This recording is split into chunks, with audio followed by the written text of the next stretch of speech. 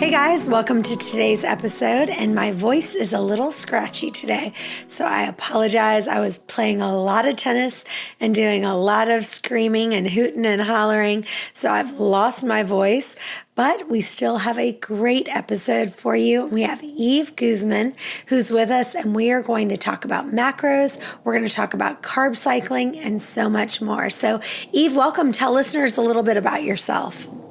Yeah, thank you so much. I am a nutritionist who used to be a scientist, and I ended up having my own journey of weight loss, losing half my body weight, which then kind of led me to get a lot of questioning from people. How did you do it? Can you help me? Is it possible for me to lose that kind of weight? And I ended up transitioning into a nutrition coach, where I eventually built an academy for fat loss and weight loss with macros for women. And then eventually created a macronutrition coaching certification through the National Academy of Sports Medicine to help certify coaches as macro coaches. Awesome. Well, I would love for you to first just kind of explain what is macros, number one, and how do you count them? So give it to us as simple as possible. All right, I'll break it down. So a lot of people get confused. They're like, oh, is macros like a new diet, a new trend? And I'm like, no, it's like a regular way of eating. So if you're eating, period, just existing, living, breathing, you're eating macros. If you've ever counted Weight Watchers points or you've counted calories, you've counted macros. It's just looking at the calorie makeup of what you're eating in a more specific way. So macro is short for macronutrients, and the three major macronutrients are proteins, carbohydrates, and fats. And so even though there are three different categories, they all add up differently calorically. So your protein and carbohydrates, 1 gram of each of them just by themselves, 1 gram is going to be 4 calories. Your fat is going to be more calorically dense, and 1 gram of fat is going to be 9 calories. So if you've ever seen somebody showing like their macros on Instagram stories or something like that, the protein and carbs are typically going to be 3-digit numbers. The fat, because it's calorically dense, it's going to be a 2-digit number. So you may see somebody post, 125 protein, 175 carbs, and then, 65 fat. But the protein, fats, and carbs make up all of the foods we eat. And you can definitely go about losing weight by just, tracking and counting calories alone, because the weight loss, the calorie deficit is going to stimulate the weight loss. But when you take it a step further and have more awareness of where your different food choices are coming from, if you're eating 1,600 calories a day, what percentage of that day is protein and carbs and fats? You can eat 1,600 calories a day and still eat all fast food. Trust me, I know, because I did it while I was trying to lose weight, just like squeak everything into that calorie goal.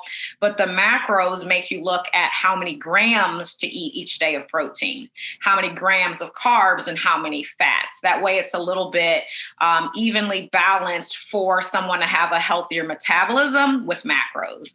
So, tracking calories alone can really help you hit your fat loss goal, weight loss goal. But when you start to track macros, it can really start to affect your body composition. You start losing more inches. You keep a lot of the weight that you have on your body as muscle, and you can really lose a lot of body fat by tracking macros. So the first step, if you're counting something, is typically calories, then, cranking it up to be a little bit more exact and looking at the protein, carbs, and fats that you're tracking in MyFitnessPal, for example, for your meals.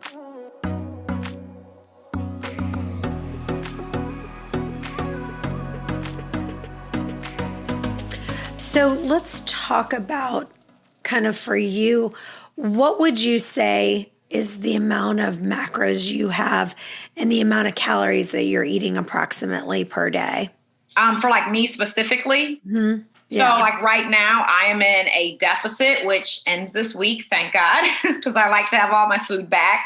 But I am in a deficit right now. And so for me, my age, height, weight, body composition, metabolism, and the amount of workouts I do per week. Right now, in my lower days, I'm eating about 140 protein, about 150 carbs, 55 fat. And then on my higher days, I'm eating 140 protein, 210 carbs per day, and about the 55 to 60 fat range. But those are definitely specific to me. So if someone went to try them on for size to try to initiate like their own, weight loss or fat loss program, those macros may not fit for them because they are specifically calculated for me down to the gram. Wow. And I'm also 5 feet tall. So if anybody's like, yeah, I think I could do this. Also, take in consideration, I do have a high muscle composition and I'm only 5 feet tall. Wow. That is wild.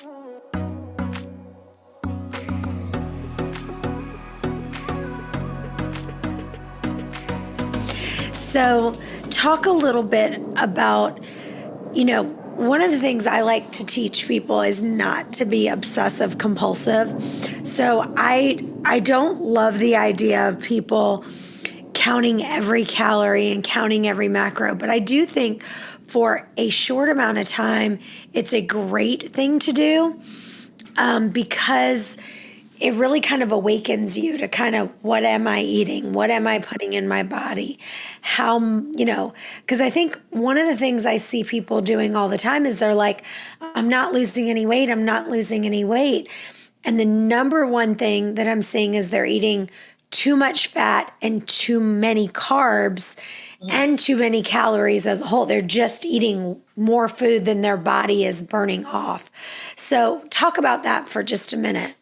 Yeah, sure. So macros or even calorie tracking should not be something you do 365 days a year and then year after year after year.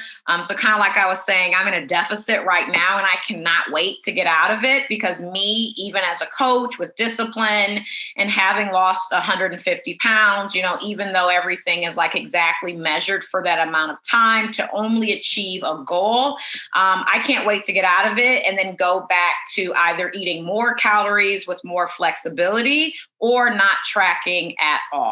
So, in the beginning, I was like a, really strict tracker with calories and macros because I was just wanting to hit that goal. And once I got there, I'm like, I've been dieting all of my life. I'm not really in the place to want to do this forever. So then I started doing like intuitive macros. And I got to the point where I was only tracking my protein goal for the day, and wherever the carbs and fats fell after I left a cut made it so I was more flexible. So really looking at protein and then total calories. And then because I had been tracking, 3 months or so at a time, I started to learn portions without having to track everything. So, like you say, people can get to the point where they don't realize that they're overeating or their portions are too big or portions are too small. And when you track, then you bring that awareness back and you're like, oh, so this is what 4 ounces of chicken breast looks like. Or, oh, maybe I don't need 7 ounces of rice on my plate, but maybe I could have 4 or 5. And this is what it looks like. So when I got to the point where I wasn't in a cut and I was reversing out, I could eye the portions because I had that discipline from that short period of time of tracking a lot. We have all of our clients go through seasons where there's no tracking, no food scale, no measurements, so that they're getting that balance back in and they're not obsessive over like exact, concrete numbers. So if you would say, and I want you to kind of talk about that with the deficit of, so right now for you, are you training for anything? Are you training for a competition, anything like that? And what are some things, if you were training for a competition, what are some things you would do a little bit differently? Yeah, so I'm not training for a competition, thank God. I've done a lot of them. They're hard because when you're in a deficit and you've got a family and a husband, it's really challenging because the calories are really low. So I'm just in a deficit to try to lose about 5 to 7 pounds of fat, and that's it. I've actually been successful. I lost 5 pounds. I lost about 7 inches. But this is actually the first deficit that I've been in since 2018. So this is the first time that I'm actually tracking stricter for a goal to lose a little bit of weight, see how much muscle I've built over the past couple years. I also did a really long reverse diet because I was a competitor. So I got to really enjoy just eating intuitively, tracking whenever I was straying away. So this deficit for me is going about 12 to 13 weeks, and then I'm going to raise my calories back up. If I was competing, my tracking and everything and carb cycling would be very similar to what I'm doing now, but the deficit would be more aggressive. It would probably definitely be anywhere to 10 to 15% lower in calories, depending on how far out I am from a show. I have not competed in a little over 2 years, and the last show that I did, because it was a figure competition, I had to get down to 10% body fat, but that's why those deficits have to be aggressive, and they're not fun at all.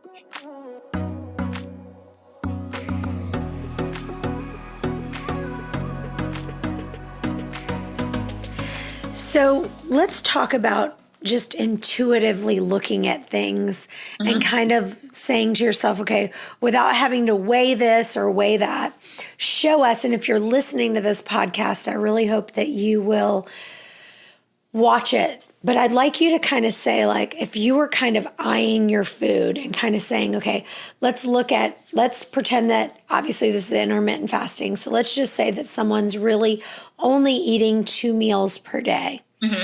And if they're only eating 2 meals per day and they kind of want to get the right number of macros, give us a sample meal that you could kind of just eye, maybe using your hands and saying, okay, this is how much I would eat of, vegetables. Here's how much I would eat. Could you kind of go over that? Yeah, definitely. So for most people, their portions are going to be relative to their body size, and that's going to be typically with your hand because, even as you guys notice, if you lose or gain weight, your fingers get a little bit chubby, but your hand is really appropriate to what your natural body mass index would be. So if you're a petite person and you're just a little bit overweight, you're still going to have a petite hand.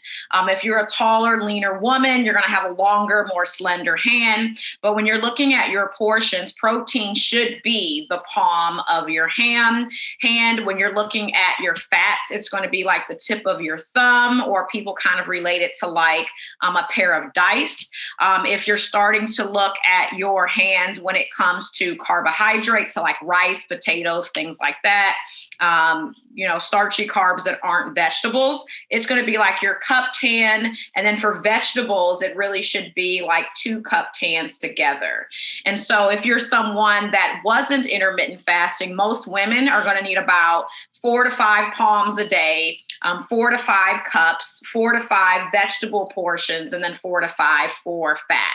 And that would be in like a waking day of like 16 hours. But if your fasting window is smaller, it's going to basically be double that.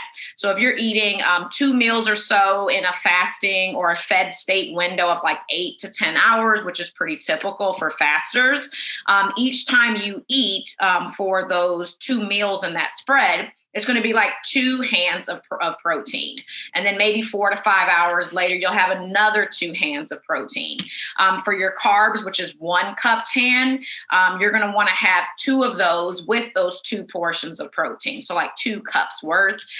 For fats, if you're having like an added fat, like peanut butter and coconut oil, olive oil, things like that, it would be 2 tips of your thumbs.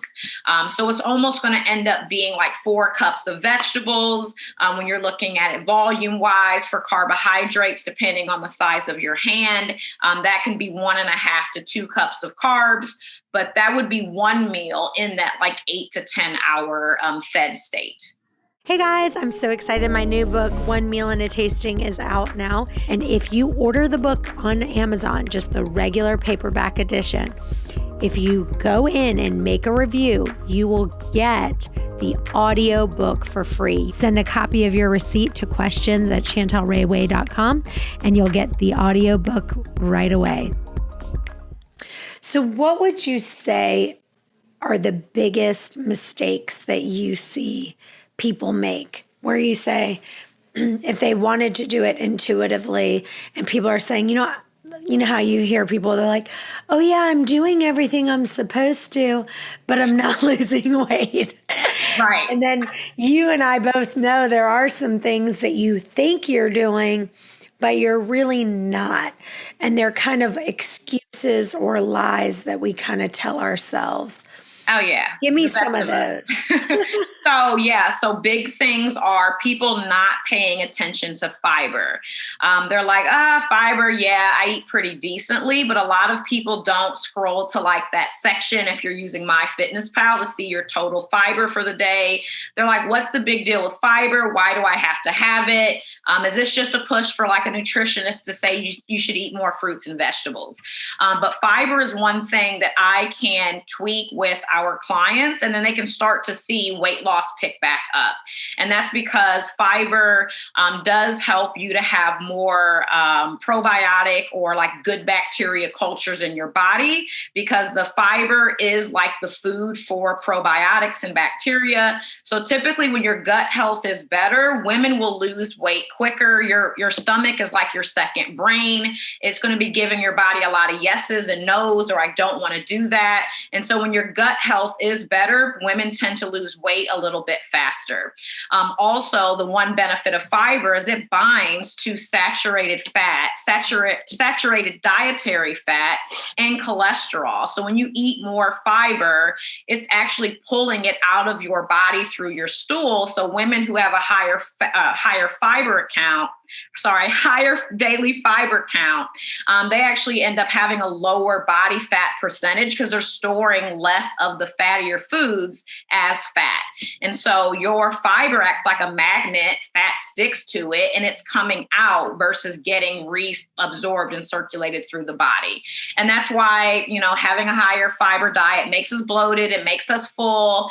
People are like, I go to the bathroom all the time. You're also helping get a lot of that extra fat out. Water is a big one, hydration. If you're eating more protein because you're a macro tracker, or you're just being really, mindful of how much protein you're eating, every increase you have in protein, you also should be increasing water. Protein takes a lot of water to help digest it. And a lot of people start to slow down on water when protein goes up because they're full. And when we have that feeling of fullness, people are like, I don't want to drink any more water. I'm already full. I won't be able to hit my macros or get all my calories in. And then neat steps is a big one. I think a lot of people focus on how many minutes of cardio, what kind of cardio, how many days a week, but then they sit all day constantly. And a lot of people have a slower metabolism while exercising, saying they're doing all the things and tracking food and eating good choices, but they don't move enough. Getting 10,000 steps per day in is more important and more beneficial in the momentum of your weight loss than you doing 25 minutes of just cardio a day. So the neat steps help to raise your metabolism. Cardio can actually bring your metabolism or the rate of it down.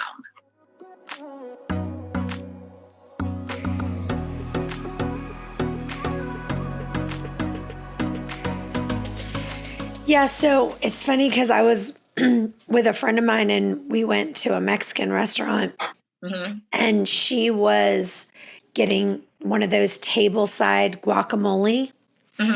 And I was looking at it, and they had the guy was making the guacamole, and he was doing 4 avocados in the thing. And I was looking at it and I was like, he made it, and she ate almost the entire thing of the avocado. And she was like, I mean, the guacamole, she was like, I don't know why I'm not losing weight. But again, and it's like, that's the kind of stuff I'm talking about, that it's like, in someone's mind, they go, avocados are healthy. They've got fiber. They're great, healthy fats. They've got this, they've got that. But then without really even thinking about it, and it's really not hard to eat 4 avocados, to be honest, right? Because I could eat half at a time on my toast. Easy. Yeah. So again, 1 whole avocado is, I think it's like 29 grams of fat or something. I mean, something close to that, and about 322 calories. Yes. So eating that one section, if it was 4, that'd be over 1,200 calories. And then 4 times 30, that's over 120 grams of fat. Yeah. For most women, that's not hard to do. Yeah. That's the fat for women for 2 full days just in that. And I'm sure it was delicious. Like, it's one of my favorite things. It's good. It's hard to say no. But not every, healthy food choice or item is something that you can always just have in, just copious amounts of. You also have to be aware of what's in, things like that. Well, 1/3 of an avocado is 10 grams of fat and 100 calories. So really, if you're thinking about it, and you're saying, if you're looking at your macros, just give let's just say someone's 150 pounds. They want to get to 120 pounds. What would you say is their fat content that you would suggest for someone like that? Most of them would probably fall, depending on if they have hypothyroidism or PCOS. But most of those women are probably going to fall in like the 45 to 70 grams per fat day. And so definitely that means one avocado is knocking a huge chunk of that out. Yeah.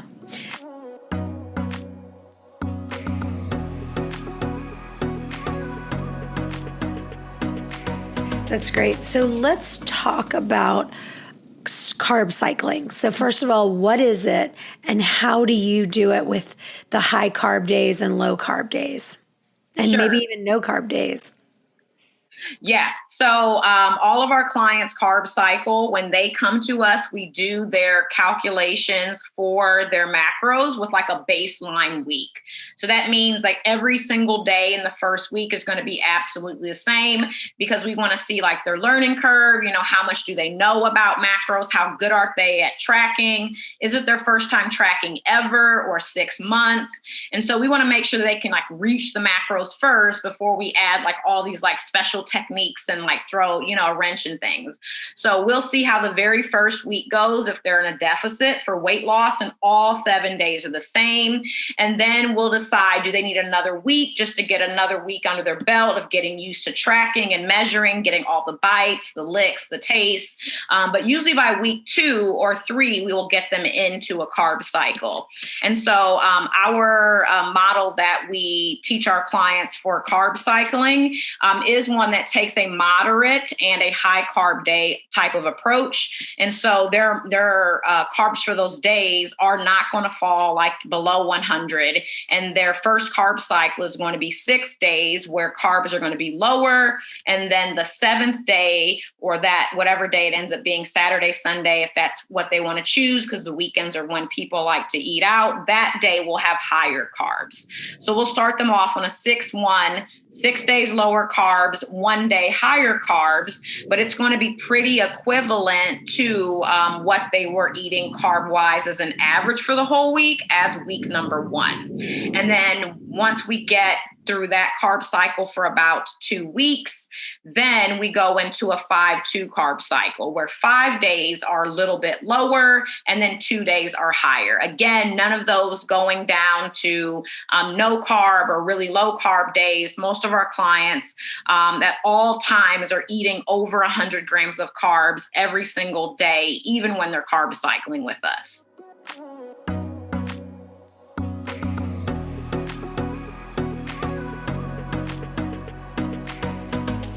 So I want you to talk a little bit more about body composition versus weight, because I think that people really get so absorbed with their weight and they're like, okay, let me get on the scale. What is my weight? And, body composition is so much more descriptive than overall weight because it really reports what's making up that body weight. And so, how much muscle do you have? And the most thing that we should be most concerned is how much fat mass is on us. So can you talk about that and why macros are so important for body composition? Yeah, absolutely. So that's why when I said my macros earlier, if someone hears it, someone's macros, you can't work backwards and figure out like their age and their height and their weight. And that's why I was like, I'm 5 feet tall. And that is a decent amount of food that I'm eating. But it's really based off their body composition. So the leaner someone is, and they have a lower body fat percentage, and then they have more muscle mass, your metabolism is going to be higher. It's definitely going to be faster. And then if you're someone whose body fat percentage is higher of someone who's the same age, height, and weight, your metabolism is actually going to be a little bit slower.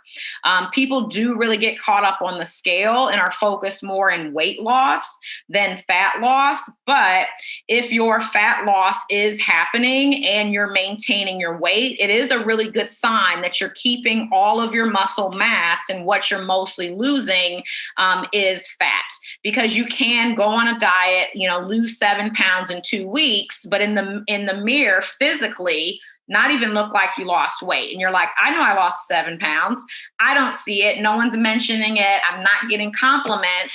But it might be because you lost a lot of that weight as water and then muscle. But someone else may lose 7 inches and be that same kind of age, height, weight, and only lose 2 pounds, but you may be able to physically see it because that person may be losing more of their weight as fat and maintaining a whole bunch of that muscle.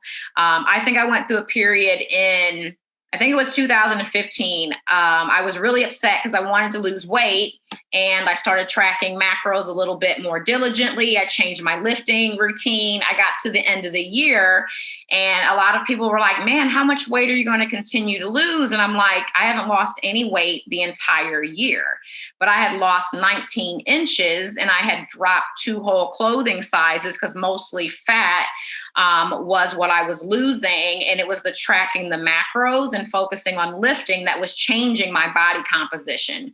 So then I personally started to get away from having this perfect number that I needed to be. And I focused more on my body composition, how much fat was on my body, and how I looked in the mirror.